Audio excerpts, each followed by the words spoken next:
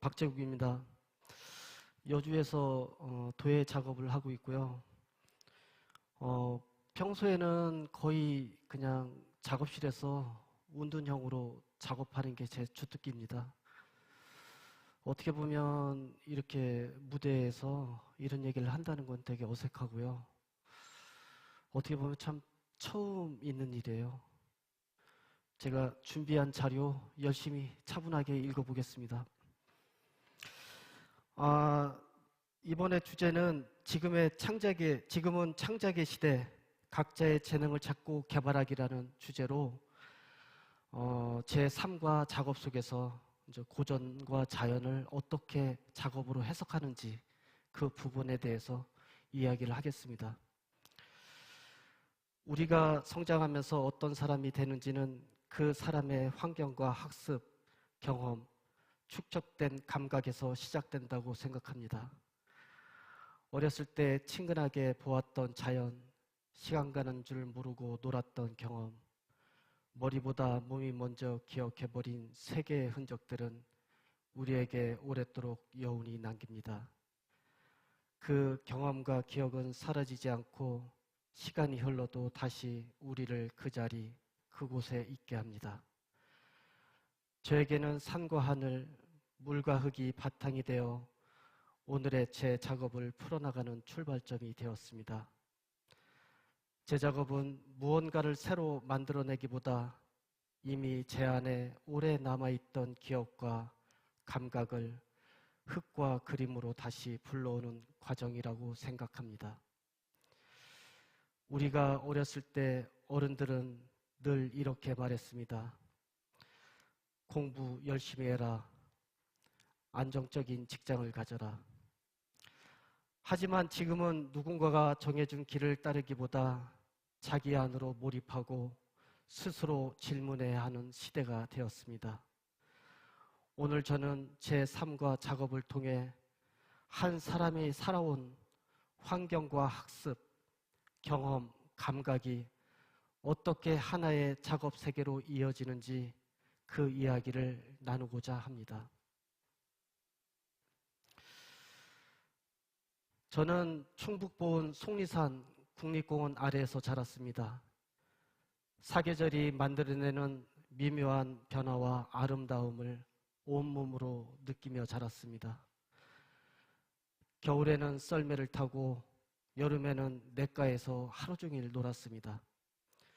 수정처럼 파란 하늘과 맑은 물을 보면 그저 너무 신기하고 좋았습니다.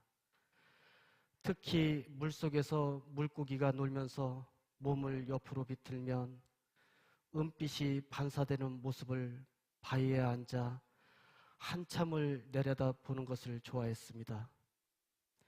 마치 살아있는 보석처럼 느껴졌습니다. 그리고 잔잔한 물결 사이로 햇빛이 반사되어 만들어내는 그 은빛의 황홀함은 지금도 고스란히 제 작업 속으로 이어집니다. 초등학교 2학년 때 그림을 잘 그리던 사촌형을 보며 처음으로 나도 저렇게 그림을 잘 그리고 싶다라는 생각을 했습니다. 그게 제가 그림을 눈을 뜨게 된 계기였습니다. 한편 초등학교 시절 아버지는 농사를 지으시면서 아침과 저녁마다 명심보감 같은 고전을 가르쳐 주셨습니다. 그때는 힘들었지만 그 가르침은 지금 제 작업 속에 자연스럽게 녹아있음을 느낍니다. 그리고 우리 동네 앞산 밭에는 조선 후기에 만들어진 깨진 백자 사금파리들이 흔하게 나왔습니다. 저는 그것들을 보물찾듯 주워 모으기도 했고 흙 속에 묻힌 사금파리를 발견하면 가슴이 뛰곤 했습니다. 지금 생각해보면 도자기를 만들며 사는 이 삶은 이미 그때부터 예견된 것이었는지도 모르겠습니다.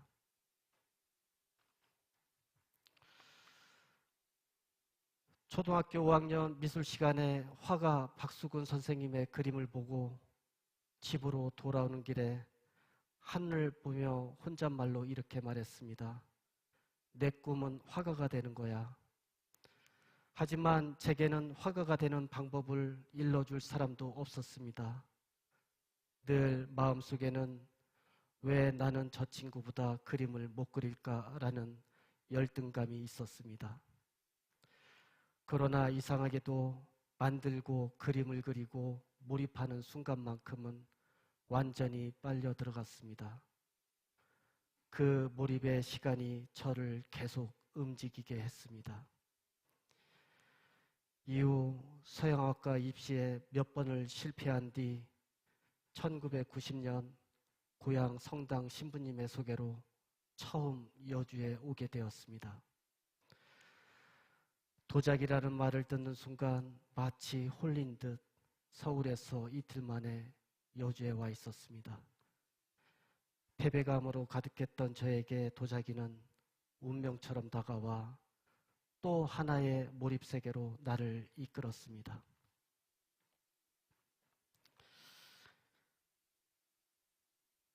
제 작업의 주제는 자연입니다. 인간도 자연의 일부라고 생각합니다. 나는 자연의 재료인 흙으로 자연과 인간 내면의 심상인 고독을 표현합니다. 감성을 추구하는 작업으로 함축과 절제 속에 서정성을 담아 시적 표현을 좋아합니다. 흙은 회화, 도자, 설치, 조형 등 다양한 장르를 넘나들 수 있는 가장 자유롭고 마법 같은 재료라고 생각합니다. 도자기에 맞닥뜨리는 우연성과 다양한 기법들을 회화로 해석합니다.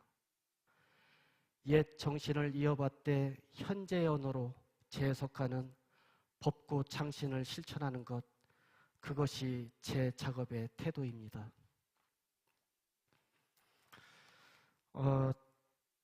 지금부터 자연과 인간의 심상인 고독을 어떻게 작업으로 표현한지 보여드리겠습니다. 이것은 자연의 시 청아백자입니다. 조선 청아백자를 재해석한 그릇이고요. 자연을 시적으로 담아낸 작업입니다. 이제 이 속에는 함축, 여백, 서정성을 담아서 이렇게 표현된 작업입니다. 이 작업은 컬러 분청 또는 색 분청이라는 언어를 만들어서 사용하고 있습니다. 전통 도자와 회화의 결합인데요. 여기서 보는 물레 성형은 전통성을 얘기하고요. 컬러는 현대성을 드러내는 작업이에요. 자연의 도상을 함축절제, 동화적으로 작가만의 감성으로 표현한 작업이고요. 이 작업은 도자 회화, 이제 흙그림 이렇게 이제 제가 언어를 쓰고 있는데요. 회화의 상징이라고 할 수 있는 그 사각이라는 이런 부분들을 도자로 확장해서 표현한 작업이에요. 자연의 이미지를 통해서 사람이 살아가는 행복의 이야기를 자연을 빌어서 표현한 작업입니다. 이거는 향기라는 제목인데요. 도자 회화예요. 이것도. 이 고독을 표현한 작업입니다. 겉은 화려하고 아름답지만 내면은 고독한 현대인을 표현한 작업이에요. 고화도 안료로 서양화 기법에서 착안해서 격칠과 겹칠, 이걸 이용해서 1230도 재벌을 단벌 소송으로 완성한 작업입니다. 이거는 비추다, 담다 작업을 좀 보시게 될 텐데요. 이 작업도 고독을 표현한 작업이에요.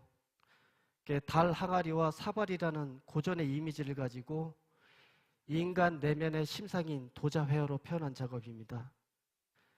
기존 도자의 형식을 평면, 도판에 저부조로 재해석한 작업이고요. 특히나 항아리나 사발이 품고 있는 흰색에 저는 집중하고 있습니다. 순백자가 품고 있는 맑고 흰색은 청백을 의미하고요. 흰색은 한번 오염되면 되돌리기가 어려운 색이기에 항상 공부하고 나를 가꾸는 깨끗한 색이라 저는 고독이라고 해석합니다. 군자나 선비가 추구하는 청렴, 결백, 강직은 곧 청백리의 사상이며 흰색의 속성과 같은 의미로 저는 해석하고 있습니다. 순백자는 겉과 속이 모두가 하얘요. 그래서 이것은 군자와 선비의 시각에서 외형과 내면, 겉과 속이 모두 같은 그런 것이 일치되는, 하나로 일치되는 것을 같이 이렇게 맞닿아 있다, 저는 이렇게 해석하고 있습니다. 흰색은 선비가 지향해야 할 최고의 경제의 상징의 색이라고 해석합니다. 그 흰색을 품고 있는 순백자는 사람이 사람을 살려내는 것을 근본 가치로 삼은 유교 철학의 이상을 형상화한 존재라고 저는 해석합니다. 그 다음에 사발 속에 들어있는 빙혈류는 서양화나 동양화에서 볼 수 없는 도자 회화에서만 볼 수 있는 살아있는 생동감이라고 저는 이렇게 표현한 겁니다. 이 작업은 휴라는 제목으로 예술가의 고독을 표현한 작업이에요. 동경하는 예술가들과의 영적 대화와 육체 휴식을 위한 작업입니다. 시대는 다르지만 작업에 심취한 작가가 명작을 남긴 대가와의 영적 교류를 의미합니다. 예술가의 고독 속에서 자유를 찾는 그 과정에서 나온 작업이라 할 수 있습니다. 지금서부터 한 6장 정도 이렇게 사진을 보게 되는데요. 이거는 지나는 고전이라는 제목으로 우리의 고전을 어떻게 현대로 이끌어낼 것인가, 이제 다랑아리나 사발에서 보여지는 그런 고전을 통해서 옛부터 지금까지 이어져 온 시간성, 영혼성, 정신성 이런 것들을 작업으로 어떻게 표현할 것인가라는 그런 고민에서 나온 작업이에요. 그 첫 번째로 형을 찾아서입니다. 다랑아리에서 볼 수 있는 자연스러운 선을 관찰하고 물레 성형으로 재해석한 작업입니다. 이거는 구부리기 입체인데요. 국보 다랑아리 사진을 구부리고 겹쳐서 찍은 사진의 이미지입니다. 다랑아리의 다양한 형태와 아름다움을 사진이라는 매체로 재해석한 작업입니다. 이거는 이제 설치 작업인데요. 생명줄이에요. 18세기 다랑아리 사진의 변형을 통해 엄마 뱃속의 탯줄을 연상시키는 작업이고요. 이어져 오는 내림의 생명과 정신을 표현한 작업입니다. 그리고 선비의 군상, 이제 하얀 사람이라는 작업인데요. 우고 론디노네의 수녀와 수도자를 오마주한 작업으로 수도자는 입으로 수행하지 않는다라는 우고의 철학에서 깊고 숭고함을 느끼며 만들게 된 선비의 군상입니다. 이거는 꺼지지 않는 빛이라는 제목으로 작업을 했는데 그 도자기가 깨져서 죽은 사기라고 하죠. 깨지면 그 죽은 사기를 가지고 저는 영혼성과 생명을 바라본 작업이에요. 그래서 깨져서 무용으로 남은 사금파리에서 썩지도 상하지도 않는 영혼성을 발견합니다. 유약이 불에서 녹은 유리질의 맑은 빛은 오랜 세월에도 변하지 않는 살아있는 정신이라고 저는 해석을 해요. 그래서 이 씨앗은 희망을 상징하는 작업이고요. 그 다음에 이 작업은 사금파리로 이제 사발 형태로 만들었는데 이거는 이제 사발 형태로 재구성한 작업이 되겠습니다. 2025년 스위스 리트베크 박물관 박물관에서 작품을 매입을 했어요. 그러고 이제 전시했던 사진이고요. 그 중에 지금 보시는 게 이제 그 중에 한 점입니다.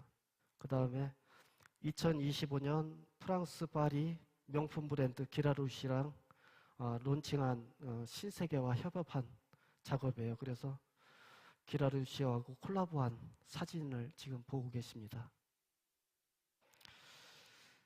지금까지 보여드린 작업은 자연을 주제로 저의 주관적 사유를 통해 고전을 재해석하고 현대화시킨 작업입니다.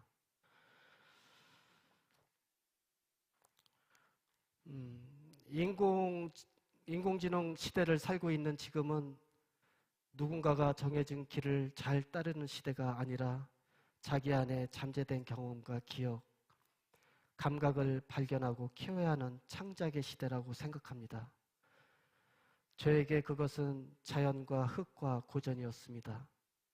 저는 다만 제 세계에 오래 머무르며 기억과 감각이 보내는 신호에 집중했을 뿐입니다. 창작은 특별한 재능이 아니라 나에게 집중하고 몰입하는 데서 출발하는 거라 생각합니다. 오늘 이 시간 여러분 각자에게도 나는 무엇 앞에서 가장 나다운가를 묻는 계기가 되었으면 좋겠습니다. 나는 무엇 앞에서 가장 나다운가?